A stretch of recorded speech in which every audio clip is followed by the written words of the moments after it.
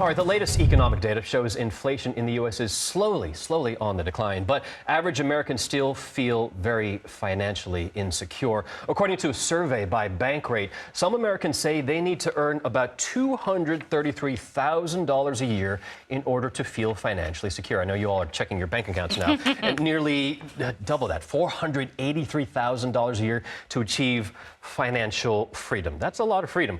Here in the studio to discuss is Sarah Foster. She's an analyst for Bankrate. Sarah, good to see you. So why do Americans feel that they need this number, over $200,000? Where did you get that from? Well, it's shocking. We pulled the nationwide, that was the average number, $233,000 to feel financially comfortable, financially secure.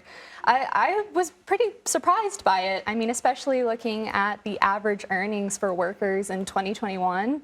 This number is 3 times that. So my, first thought was really, is this a realistic expectation? Yeah, I'm also wondering what the people who make $233,000 a year, what they say, because it feels like no matter how much you make, you're always spending more than you expected.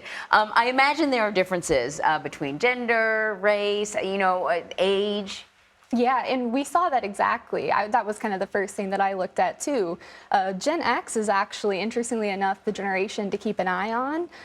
They're the ones who are the least likely to feel completely financially secure. And even older generations, they're actually not so hopeful about the future. Actually, those younger Americans are more hopeful about someday achieving financial security.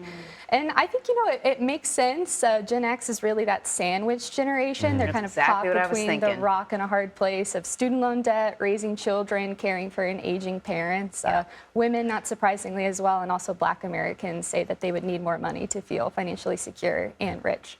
When you were saying Gen X, you actually hit the dot on everything. Yeah, that was you did. me. And me too. Like, yes. Are you reading my mind? I know, and I often think about Gen X. We don't often think about them, at least in comparison. Often the focus is always on younger Americans, older Americans. So true. But We're the forgotten generation. You know why? Because we don't complain.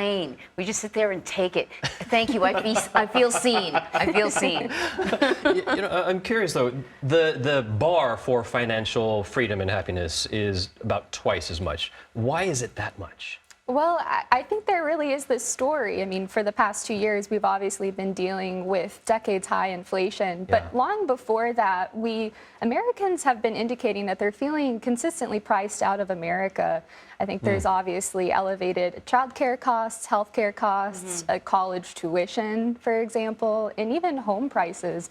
I mean, we've known that all too well. I mean, it often feels like you have to be in this place where making money begets more money. And to be successful, you have to have money in the first place.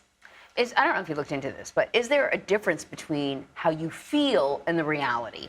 I mean, sometimes people feel like they're not wealthy, and they seem to be wealthy enough for me. So, is there a difference?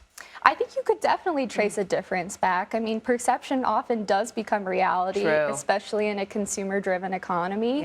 I think something that I've often kind of wondered, too, is this influenced by the region where Americans live? Obviously, these coastal cities are exceptionally more expensive than the Midwest. I think it all kind of goes back to those everyday experiences that you live ultimately do end up impacting what you feel, too. Very true. I think we might need a reset on how much we need to feel happy and comfortable in the future. That's such a good point. Sarah Foster, thank you. Thanks for having me.